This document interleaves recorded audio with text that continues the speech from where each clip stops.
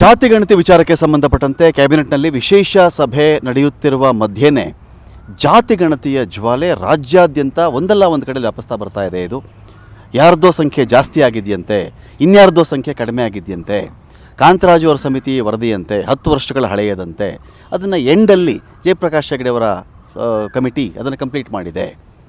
ಇದರಲ್ಲಿ ಸರಿ ಇಲ್ಲ, ನನ್ನ ಮನೆಗೆ ಬಂದಿಲ್ಲ, ನಮ್ಮ ಜಾತಿದು ಗಣತಿನೇ ನಡೆದಿಲ್ಲ, ಎಷ್ಟೋ ಜನ ಜಾತಿನೇ ಹೇಳ್ಕೊಂಡಿಲ್ಲ, ಇಲ್ಲೇನೋ ಅನ್ಯಾಯ ನಡೀತಾ ಇದೆ. ಇಷ್ಟೆಲ್ಲ ಸಮಸ್ಯೆಗಳು ಪ್ರಶ್ನೆಗಳ ನಡುವೆ ನಿಕಟಪೂರ್ವ ಹಿಂದುಳಿದ ವರ್ಗಗಳ ಆಯೋಗದ ಅಧ್ಯಕ್ಷರಾಗಿರ್ತಕ್ಕಂತಹ ಜಯಪ್ರಕಾಶ್ ಹೆಗಡೆ ಅವರು ನಮಗೆ ಇವತ್ತು ಸಿಕ್ಕಿದ್ದಾರೆ. ಮಾತನಾಡಿಸ್ತೀನಿ ಅವ್ರನ್ನ. ಸರ್, ಒಂದು ಸಣ್ಣ ಮಾತುಕತೆಗೋಸ್ಕರ ನಿಮ್ಮ ನಾನು ಭೇಟಿ ಮಾಡಿದ್ದೀನಿ. ಸ್ವಾಗತ ಮೊದಲಿಗೆ ಈ ಮಾತುಕತೆಗೆ. ಧನ್ಯವಾದಗಳು. ಯಾಕಂದರೆ ಇದು ಜನರ ಮಧ್ಯದಲ್ಲಿ ಚರ್ಚೆ ಆಗದೇ ಇದ್ದರೆ ಸತ್ಯಾಂಶವರೆಗೆ ಬರೋದಿಲ್ಲ. ಅದಕ್ಕೆ ನೀವು ಒಳ್ಳೆ ಕೆಲಸ ಮಾಡ್ತಿದ್ದಾರೆ. ನಾವು ನಿಮಗೆ ಸಮಯ ಕೊಡೋದು ಭಾಳ ಮುಖ್ಯ ಅಂತ ಕಾಣ್ತದೆ. ಸರ್, ಈಗ ಈ ಜಾತಿಗಣತಿ ವಿಚಾರದಲ್ಲಿ ಮೊಟ್ಟ ಮೊದಲ ದೂರು, ಕಂಪ್ಲೇಂಟ್ ಅಥವಾ ಒಂದು ಅಸಹನೆ, ಒಂದು ಕೋಪ ಏನಿದೆ ಅಂತ ಹೇಳಿದ್ರೆ, ನನ್ನ ಮನೆಗೆ ಬಂದಿಲ್ಲ ಇವರು, 10 ವರ್ಷಗಳ ಹಳೆ ಕತೆ ಇದು, ಹಳಸಲು ವರದಿಯನ್ನು ಇವತ್ತು ಟೇಬಲ್ ಮಾಡ್ತಾ ಇದ್ದಾರೆ, ಇದು ಜಾರಿಯಾದರೆ ಗತಿ ಏನು, ನಮ್ಮ 3 ಊರಿಗೆ ಬಂದಿಲ್ಲ. ಈಗ ನಾವು ಇಷ್ಟರವರೆಗೆ ಚುನಾವಣೆ ಮಾಡ್ತಾ ಇದ್ದಿದ್ದು ಯಾವ ಬೇಸಿಸ್ನಲ್ಲಿ? 2011 ಸೆನ್ಸಸ್ ಮೇಲೆ ಭಾಳಷ್ಟು ಚುನಾವಣೆಗಳಾಗಿದೆ. ಇದು 2015ರಲ್ಲಿ ಸಮೀಕ್ಷೆ ಆಗಿದ್ದು. ಸಮೀಕ್ಷೆ ಆದ ನಂತರ ಸ್ವಲ್ಪ ದಿನ 2 ಸರ್ಕಾರಗಳು ಬಂದು ಹೋಯಿತು. ಮೊದಲು ಯಡಿಯೂರಪ್ಪನವರಿದ್ದರು, ಆಮೇಲೆ ಕುಮಾರಸ್ವಾಮಿ ಅವರಿದ್ದರು, ಆಮೇಲೆ ಪುನಃ ಯಡಿಯೂರಪ್ಪನವರು ಬಂದರು. ಆ ಸಂದರ್ಭದಲ್ಲಿ ನಾವು ಸಹ ಕಮಿಷನಿಗೆ ಅಧ್ಯಕ್ಷನಾಗಿ ಮೆಂಬರ್ಸ್ ಎಲ್ಲ ನಾಮಿನೇಟ್ ಆಗಿದ್ದು. ಒಂದು ವೇಳೆ ಇದು ತಪ್ಪಿದ್ದಿದ್ದರೆ ಅವತ್ತೇ ರಿಜೆಕ್ಟ್ ಮಾಡಿಬಿಟ್ಟಿದ್ರೆ ಸಮಸ್ಯೆ ಇರಲಿಲ್ಲ. ಇವತ್ತು ದೂಷಣೆ ಮಾಡಲಿಕ್ಕೆ ನಾನು ಸ್ವಲ್ಪ ಮಾಹಿತಿಯನ್ನು ಕೊಡ್ತೇನೆ ತಮಗೆ. ಈಗ 2015ರಲ್ಲಿ ಸರ್ವೆ ಮಾಡೋ ಮುಂಚೆ ರಾಜ್ಯದ ಪ್ರತಿ ಜಿಲ್ಲೆಯ ಜಿಲ್ಲಾಧಿಕಾರಿಗಳ ನೇತೃತ್ವದಲ್ಲಿ ಅಧಿಕಾರಿಗಳು ಮತ್ತು ಶಿಕ್ಷಕರಿಗೆ ಒಂದು ಫಾರ್ಮೆಟನ್ನು ಕೊಡ್ತಾರೆ. ಕ್ವಶನೇಸ್ ಹಾಕಿ 54 ಕ್ವಶನೇಸ್ ಹಾಕ್ತಾರೆ. ಅದನ್ನು ಫಿಲಪ್ ಮಾಡ್ಕೊಂಡು ಬನ್ನಿ ಅಂತ. ಫಿಲಪ್ ಮಾಡಿದ ಮೇಲೆ ಆ ಫಾರ್ಮ್ನಲ್ಲಿ ಕೆಳಗಡೆ ಮನೆಯ ಹಿರಿಯ ಅಂತ ಒಂದು ಸಹಿಗಿದೆ.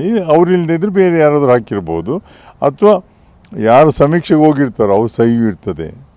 ಅವೆಲ್ಲ ಫಾರ್ಮ್ ಇವತ್ತು ಸಹ ನನ್ನ ಪ್ರಕಾರ ಜಿಲ್ಲಾಧಿಕಾರಿಗಳ ಕಚೇರಿಯಲ್ಲಿದೆ. ಈ ಫಾರ್ಮ್ಸನ್ನು ಫಿಲಪ್ ಮಾಡಿ ಈಗ ಅದನ್ನು ಕಂಪ್ಯೂಟರೈಸ್ ಮಾಡಿದ್ದು ಭಾರತ್ ಎಲೆಕ್ಟ್ರಾನಿಕ್ಸ್ನವರು. ಆ ಪಾಸ್ವರ್ಡ್ ಇವತ್ತು ಅವ್ರ ಹತ್ರನೇ ಇದೆ, ಬೇರೆ ಯಾರಿಗೂ ಹೋಗಲೇ ಇಲ್ಲ. ನಮಗೆ ವರದಿಯನ್ನು ಬರಿಬೇಕಾದರೂ ಅವ್ರ ಮುಖಾಂತರ ದತ್ತಾಂಶವನ್ನು ತಗೊಳ್ಕಾಯ್ತು ಬಿಟ್ಟರೆ ಸ್ವತಃ ನಮಗೆ ಬೇರೆ ಯಾವುದು ಬುಕ್ಸ್ ಇದೆ, ಪ್ರಿಂಟೆಡ್ ಬುಕ್ಸ್, ಅದನ್ನು ಹುಡುಕ್ಲಿಕ್ಕೆ ಸಾಧ್ಯನೇ ಆಗೋದಿಲ್ಲ.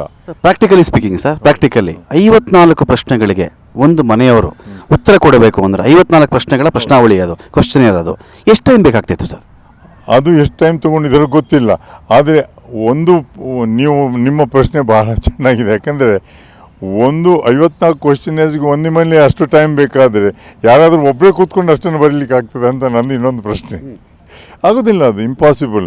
ಜಿಲ್ಲಾಧಿಕಾರಿಗಳ ನೇತೃತ್ವದಲ್ಲೇ ಆಗಿದೆ ಇದು, ಎಲ್ಲ ಅಧಿಕಾರಿಗಳು. ಮತ್ತು ಯಾಕಂದ್ರೆ ನಾವು ಇದೆಲ್ಲ ಅನುಮಾನ ಮಾಡಲಿಕ್ಕೆ ಶುರು ಮಾಡಿದರೆ ಆ ಅಧಿಕಾರಿಗಳೇ ಅನುಮಾನ ಮಾಡಿದಂಥ ಪರಿಸ್ಥಿತಿ ನಿರ್ಮಾಣ ಆಗ್ಬೋದು. ಅಧಿಕಾರಿನ ಅನುಮಾನ ಮಾಡೋದು ಅನ್ನೋದಕ್ಕಿಂತ ಹೆಚ್ಚಾಗಿ ಸರ್, ಇದರಲ್ಲಿ ಅದರ ಸ್ಯಾಂಕ್ಟಿಟಿ ಅಂದರೆ ಬಿಟ್ಟು ಹೋಗಿದ್ದೀವಿ ಎಷ್ಟೊಂದು ಜನ.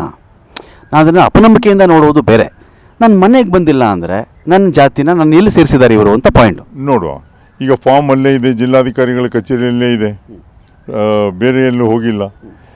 ನಾನು ಹೇಳೋದು, ಆ ಮನೆಗೆ ಹೋಗಿ ಸಮೀಕ್ಷೆ ಮಾಡಿದ ಮೇಲೆ ಅಲ್ಲಿ ಕಂಪ್ಯೂಟರೈಸ್ ಮಾಡಿದ್ದ ಪ್ರಿಂಟೆಡ್ ಫಾರ್ಮ್ಸ್ ಇನ್ನೂ ಅಲ್ಲೇ ಇದೆ. ಅವರು ಫಿಲಪ್ ಮಾಡಿದ ಫಾರ್ಮ್ಸ್ ಎಲ್ಲ. ಯಾರಿಗಾದರೂ ಅವ್ರ ಮನೆಗೆ ಬಂದಿಲ್ಲ ಅಂತ ಅನುಮಾನ ಇದ್ದರೆ ಅಲ್ಲೇ ಚೆಕ್ ಮಾಡೋದು ಮಾತ್ರ ಅಲ್ಲ, ಅವತ್ತು ಸಮೀಕ್ಷೆ ಮಾಡಿದ ಮೇಲೆ ನನಗೆ ಗೊತ್ತಿದ್ದಾಗ ಅವ್ರು 2 ತಿಂಗಳು 3 ತಿಂಗಳು ಎಕ್ಸ್ಟೆಂಡ್ ಮಾಡಿದರೆ ಯಾವುದಾದ್ರೂ ಸೇರಲಿದ್ದರೆ ಬಂದು ಸೇರಿಸ್ಲಿಕ್ಕೆ ಅವಕಾಶ ಇದೆ ಅಂತ. ನೇರವಾಗಿ ಅದನ್ನು ಗಣಕ ಯಂತ್ರಕ್ಕೆ ಹಾಕಲಿಲ್ಲ.